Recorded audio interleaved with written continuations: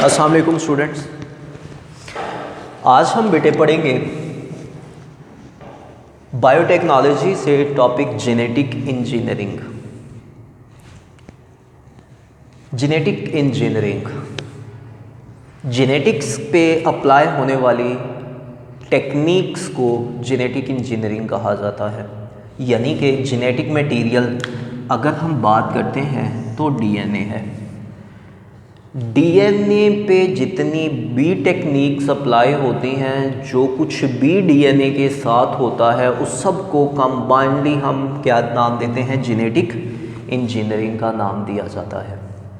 Genetic engineering को actual में recombinant DNA technology भी कहा जाता है।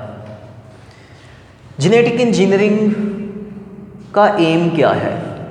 एक्चुअल में जेनेटिक इंजीनियरिंग में क्या किया जाता है? Artificial synthesis. जेनेटिक इंजीनियरिंग को यूज़ करते हुए हम डीएनए को आर्टिफिशियली सिंथेसाइज कर सकते हैं। उसके बाद जेनेटिक इंजीनियरिंग को यूज़ करते हुए हम डीएनए को मॉडिफाई भी कर सकते हैं। एक करैक्टर ऑलरेडी मौजूद है, एग्जिस्ट कर रहा है, उसी करैक्टर की बेटरमेंट के लिए हम वर्क कर सकते हैं जेनेटिक इंजीनियरिंग को यूज़ करते हुए। And for the repair of DNA, DNA को रिपेयर किया जा सकता है। अगर डीएनए में कोई म्यूटेशन आ जाती है, कोई चेंज आ जाती है, तो उस म्यूटेशन को रिमूव किया जा सकता है डीएनए को रिपेयर करते हुए। Objectives of genetic engineering. Genetic engineering के ऑब्जेक्टिव्स क्या हैं? जेनेटिक इंजीनियरिंग के कुछ बेसिक ऑब्जेक्टिव्स हैं। लाइक उसमें सबसे पहले आ जाता है हमारे पास जीन थेरेपी। एक जीन जो डिफेक्टेड है, उस जीन को आइसोलेट किया जा सकता है। प्रोटीन प्रोडक्शन, कोई भी मॉलिक्यूल, कोई भी प्रोटीन, कोई ऐसा कंपाउंड जो ह्यूमंस के लिए बेनिफिशियल है, उस मॉलिक्यूल्स को प्रोड्यूस किया जा सकता है। लाइक हमारे पास कुछ एग्जांपल्स हैं, ह्यूमन इंसुलिन आ जाती है, ह्यूमन ग्रोथ हार्मोन आ जाता है, एसेट्रा। और बहुत सी प्रोटीन्स ऐसी हैं, बहुत सी प्रोडक्ट्स ऐसी हैं जिनको हम प्रोड्यूस करवा सकते हैं। प्लांट वैरायटीज़, प्लांट की वैरायटीज़ बनाई जा सकती हैं और बनाई जा रही हैं। इसके बाद जो है इम्प्रूवमेंट्स, किसी भी ऑर्गेनिज्म में इम्प्रूवमेंट्स लाई जा सकती हैं मॉडिफिकेशन करके। And treatment of disease. और अगर कोई डिज़ीज़ जेनेटिक है, यानी कि एक ऐसी बीमारी है जो कि डीएनए से जनरेट हो रही है, तो उस डिज़ीज़ को भी क्योर किया जा सकता है। जेनेटिक इंजीनियरिंग जेनेटिक मटेरियल यानी कि डीएनए को आर्टिफिशियली सिंथेसाइज करना है, मॉडिफाई करना है या रिपेयर करना है। इसके लिए हमें कुछ बेसिक स्टेप से पास ऑन होना पड़ेगा। कुछ बेसिक स्टेप्स हैं इन सारे प्रोसेसेस के लिए। वो कौन कौन से स्टेप्स हैं? इसमें सबसे पहला स्टेप आ जाता है बेटे आइसोलेशन ऑफ जीन। एक जीन को आइसोलेट किया जाता है। Insertion of gene into vector, एक जीन को वेक्टर में इंसर्ट करना। Transfer of recombinant DNA into host, recombined DNA यानी कि रिकम्बिनेंट डीएनए को होस्ट में ट्रांसफ़र करना या इंसर्ट करना। Growth of GMO, genetically modified organism की ग्रोथ। और उसके बाद हम बात कर लेते हैं एक्सप्रेशन ऑफ जीन की, कि उस जीन को एक्सप्रेस करवाना या उस जीन का एक्सप्रेस होना जिस जीन को एक्चुअल में हमने आइसोलेट करके इंसर्ट किया हुआ है। वन बाय वन हम इन पांचों स्टेप्स को इन डिटेल देखते हैं। So first step is isolation of gene of interest. Gene of interest को आइसोलेट करना, आइडेंटिफाई करना। जीन ऑफ इंटरेस्ट क्या है? एक प्रोटीन सिंथेसाइज करवाना चाह रहे हैं, या कोई एंजाइम बनाना चाह रहे हैं, या कोई भी और मॉलिक्यूल सिंथेसाइज करना चाह रहे हैं हम किसी भी दूसरे ऑर्गेनिज्म से जो कि ह्यूमन को बेनिफिट दे। लेट्स सपोज हम इंसुलिन सिंथेसाइज करना चाह रहे हैं बैक्टीरिया से, तो ह्यूमन का जो इंसुलिन के लिए जीन होगा वो जीन ऑफ इंटरेस्ट होगा। तो जीन ऑफ इंटरेस्ट को एक डोनर ऑर्गेनिज्म से जो डोनेट कर रहा है, लाइक ह्यूमन है, उस डोनर ऑर्गेनिज्म की बॉडी से आइडेंटिफाई करना या आइसोलेट करना। डोनर ऑर्गेनिज्म का डीएनए उससे जीन को कट करके आउटसाइड निकाल लेना। ये प्रोसेस परफॉर्म करता है एंडोन्यूक्लिएज एंजाइम। एंडोन्यूक्लिएज एंजाइम एक मॉलिक्यूलर सीजर है। ये कट करता है किस चीज़ को? जीन्स को, मॉलिक्यूल्स को। सो एंडोन्यूक्लिएज एंजाइम को यूज़ करते हुए जीन ऑफ इंटरेस्ट को डोनर ऑर्गेनिज्म के डीएनए से आइसोलेट कर लेंगे, अलग कर लेंगे। सेकेंड स्टेप है बेटे इंसर्शन इनटू वेक्टर। किस चीज़ की इंसर्शन? जीन ऑफ इंटरेस्ट की। जो जीन ऑफ इंटरेस्ट हमने आइसोलेट किया है उसको हमने इंसर्ट करना है किस चीज़ में? वेक्टर में। अब वेक्टर क्या चीज़ है? अब vector is a DNA of host cell. एक होस्ट सेल का या एक होस्ट ऑर्गेनिज्म का जो डीएनए होगा उसको हम क्या नाम देते हैं? वेक्टर का नाम देते हैं। होस्ट सेल भी हो सकता है और एक होस्ट जो है ये ऑर्गेनिज्म भी हो सकता है। तो यूजुअली उसके स्मॉलर यूनिट की हम बात करते हैं होस्ट सेल की, कि उसका जो डीएनए है वो एक वेक्टर है। यूजुअली एक प्लाज्मिड जो है वो एज अ वेक्टर एक्ट करता है। अगर बैक्टीरिया में एक सर्कुलर डीएनए की बात करें तो उसको क्या नाम दिया जाता है? वेक्टर नाम दिया जाता है। ये एक्स्ट्रा क्रोमोसोमल डीएनए होता है। ये बैक्टीरिया में एक एक्स्ट्रा सर्कुलर डीएनए है जिसको क्या नाम दिया जाता है? प्लाज्मिड। और प्लाज्मिड एक्ट करता है as a vector. Gene of interest को जो हमने आइसोलेट की थी प्लाज्मिड में इंसर्ट कर देंगे। इंसर्ट करने के लिए हमारे पास जो एंजाइम है उसका नाम है ligase enzyme. Is a joining enzyme. एक ऐसा एंजाइम जो जीन ऑफ इंटरेस्ट को बैक्टीरियल डीएनए यानी कि प्लाज्मिड या वेक्टर में अटैच कर देगा, बाइंड कर देगा। तो बाइंड करने पे जो बैक्टीरियल डीएनए यानी कि प्लाज्मिड है ये कन्वर्ट हो जाएगा रिकम्बिनेंट डीएनए में। एक्चुअल में ये एक ऐसा डीएनए बन गया है जो कि रिकम्बाइन हुआ है। इसमें दो डिफरेंट ऑर्गेनिज्म का डीएनए जॉइन हुआ है। एक जीन इसमें ह्यूमन है, रिमेनिंग तमाम सेटअप इसमें बैक्टीरियल है। So it's a recombinant DNA और रिकम्बाइंड डीएनए। इन शॉर्ट हम इस रिकम्बिनेंट डीएनए को आरडीएनए भी लिख सकते हैं, रिकम्बिनेंट डीएनए।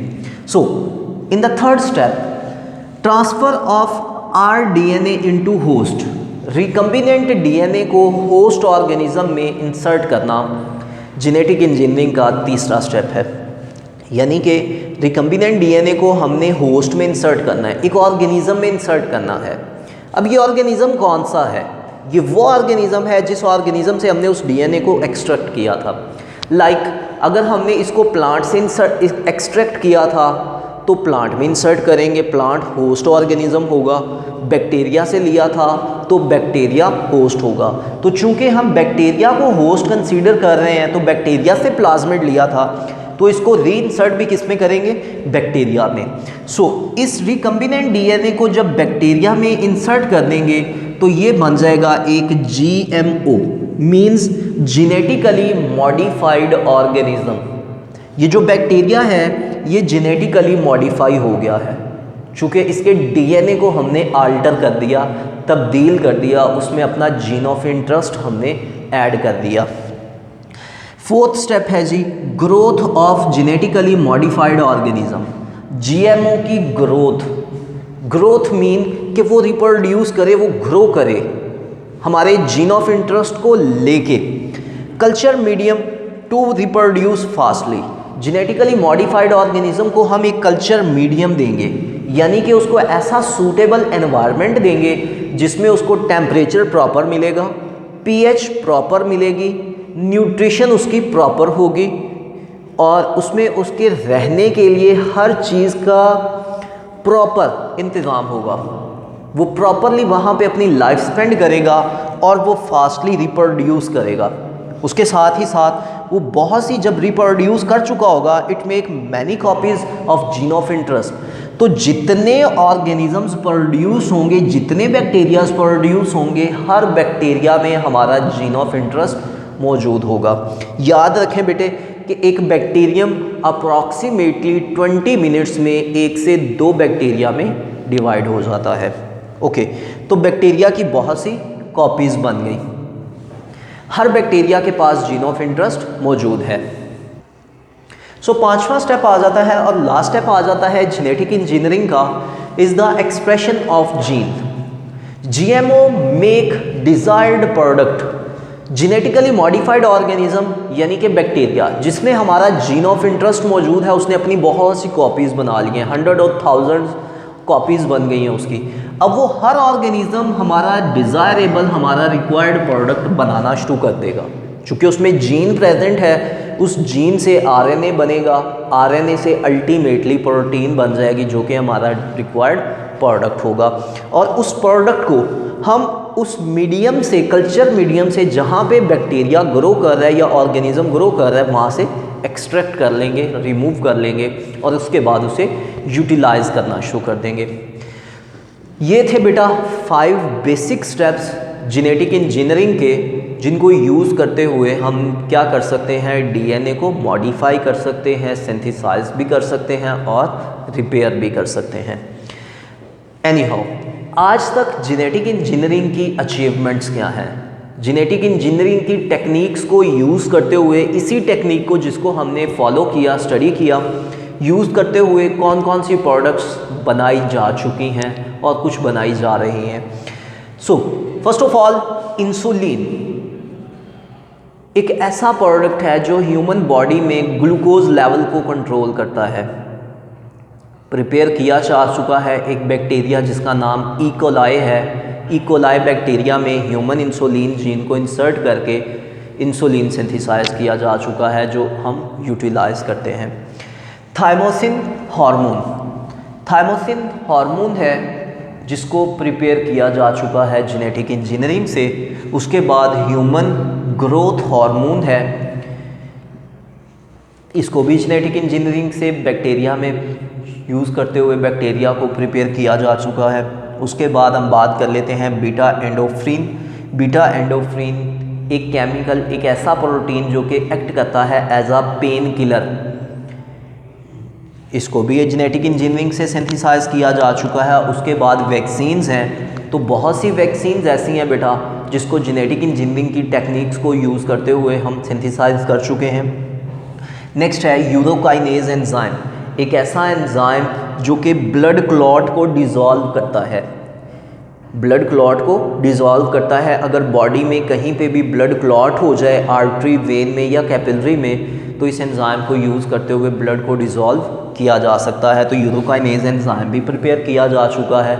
उसके बाद अगर हम बात करें तो जेनेटिक इंजीनियरिंग को यूज़ करते हुए बहुत सी इनहेरिटेबल डिजीज़ को एलिमिनेट किया जा चुका है।